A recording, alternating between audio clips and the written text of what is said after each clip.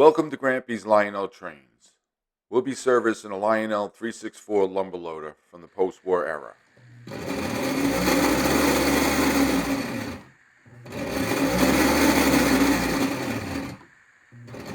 You can hear the motor growling louder than usual. The belt is also hung up on the rollers.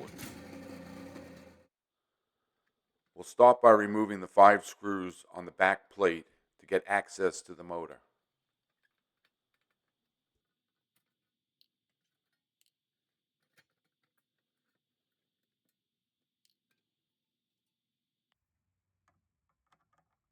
Taking a 3/8 nut driver, we're going to remove the nut that holds the wheel pulley onto the motor.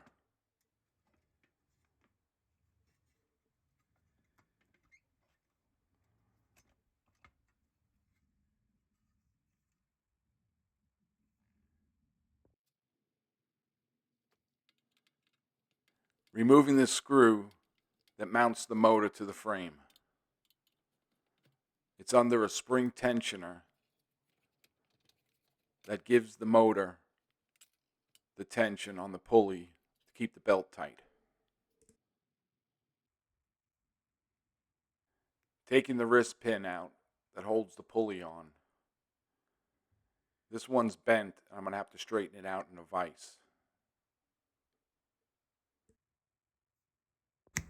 Desoldering the wire that goes to the transformer. Also the wire that goes to the field on the motor.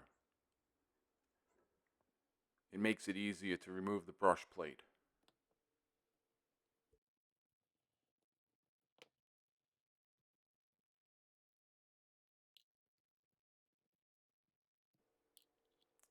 The armature and the brush plate looks pretty clean. Now removing the screws to the gear housing. This motor is 60 to 70 years old. Original factory grease still packed inside, thick, dried, and caked on like clay. So the first thing I'm doing is breaking down the motor, scraping out the old grease, and giving everything a thorough cleaning. This definitely looks like original factory grease, completely dried out, caked on the gears. This stuff gets hard like wax after decades and really slows the motor down.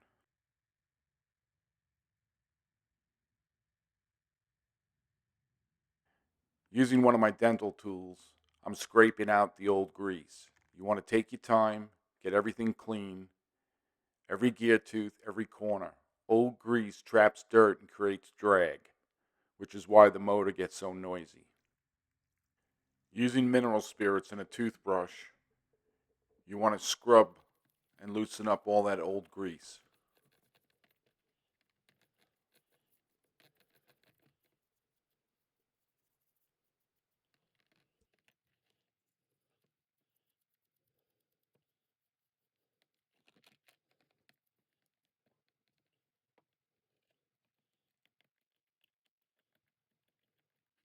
A clean armature always runs cooler, smoother, and quieter. You can't rush this part if you want the loader to run like it did back in the 1950s.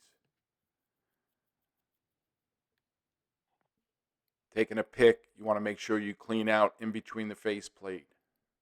You can also use a toothpick. This old grease can be very stubborn. You can let it soak for a little longer to loosen it up.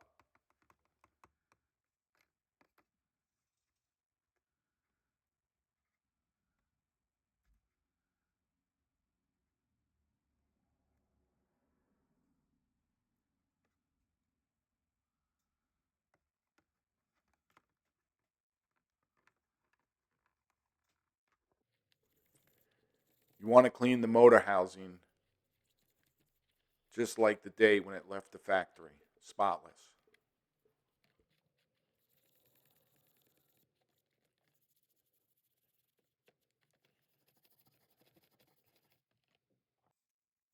To rinse the mineral spirits off, I like using electronic cleaner.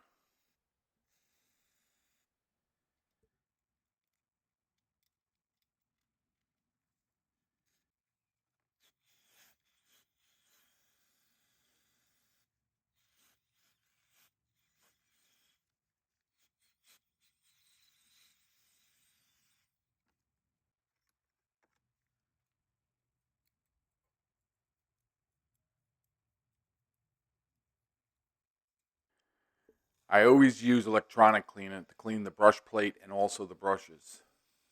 Spraying it over a cup, I can use the excess with a Q-tip to clean inside the brush housing.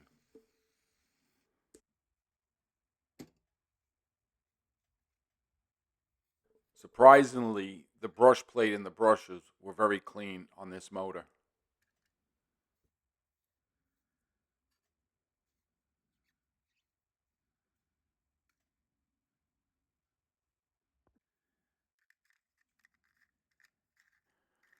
With a circular motion, you can remove any excess carbon on the brushes.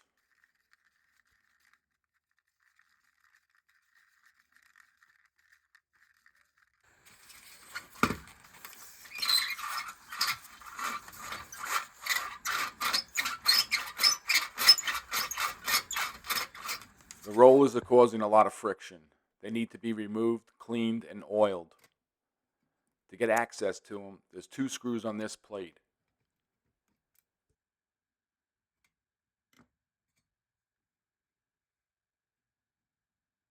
Pulling the pin to remove the roller. I like taking 600 grit buffing wheel and removing any oxidation that's on the roller. I'm putting a drop of oil on the roller wheels. A tiny bit of oil goes a long way.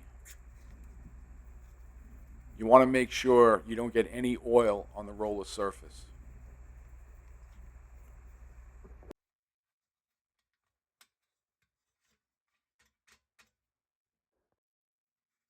To change the belt, this is the roller that you need to remove.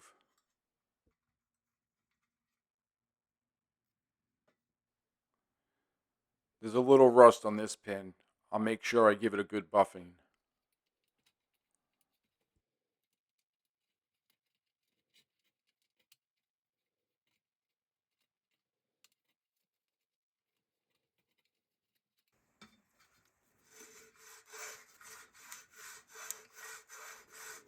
After cleaning the rollers and oiling the pins, the belt is moving more freely.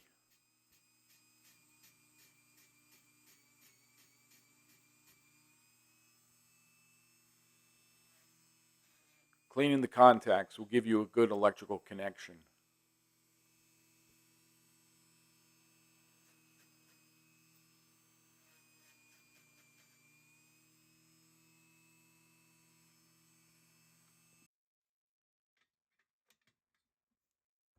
Now it's time to put the plate back on with the 2 screws.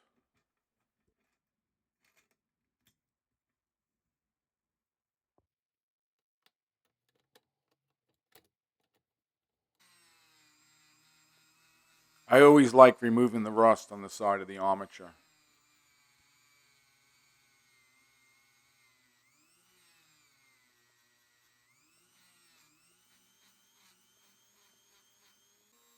Cleaning the shaft on the armature is important to make sure it moves freely. Very gently with a 600 grit buffing wheel, I smooth out the surface of the armature face.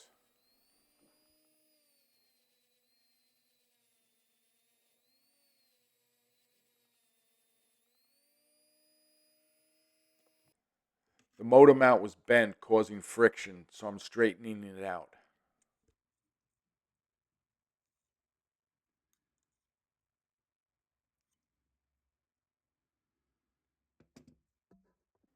The wrist pin that was holding in the pulley wheel was also bent. I have to straighten that out too. Make sure you have a thrust washer on your armature shaft.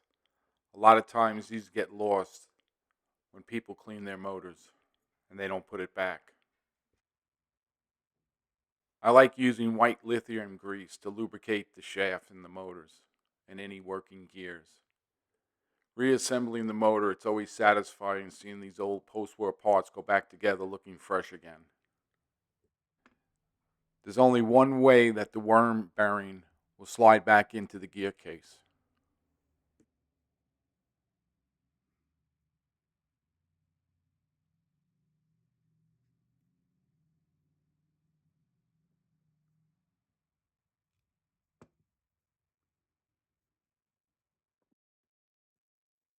Next, you want to put the armature back in the motor housing.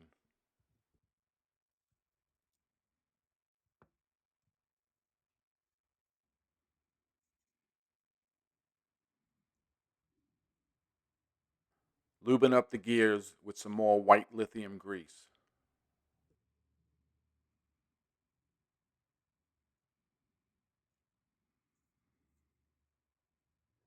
After putting the gear back in for the pulley, it's time for the cover.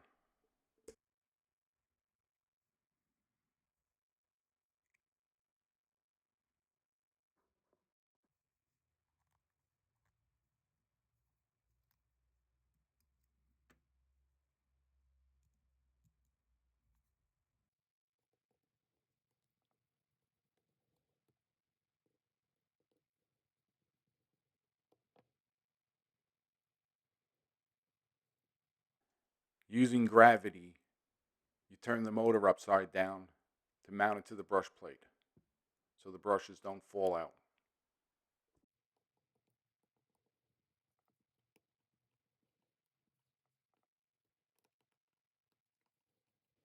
Next, you want to solder the wire back on from the field back onto the plate.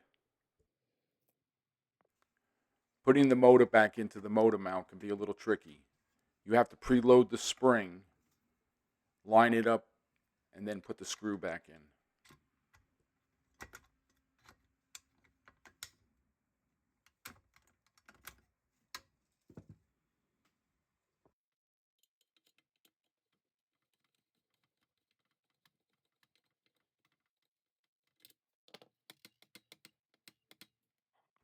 Resoldering the wire that goes to the transformer.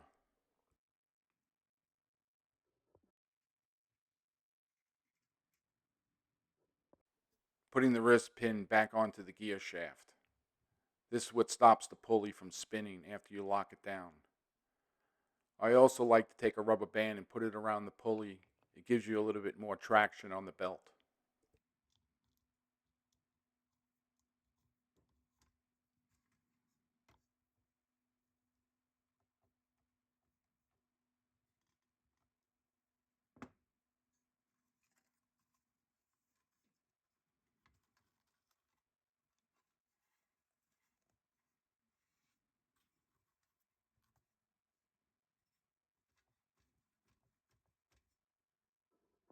When putting the cover back on, you have to lift that little black tab so the cover slides underneath. Then tighten the 5 screws, and you're back to where you started from. But now that the motor's all clean, we hope it's going to run nice and smooth.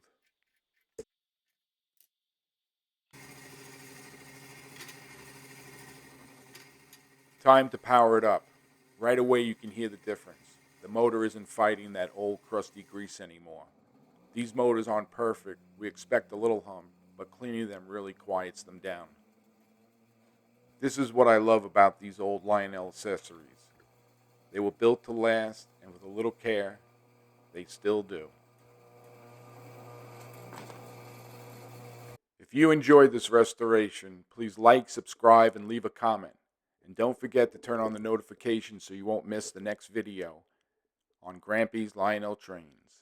Thanks for watching, and happy railroading.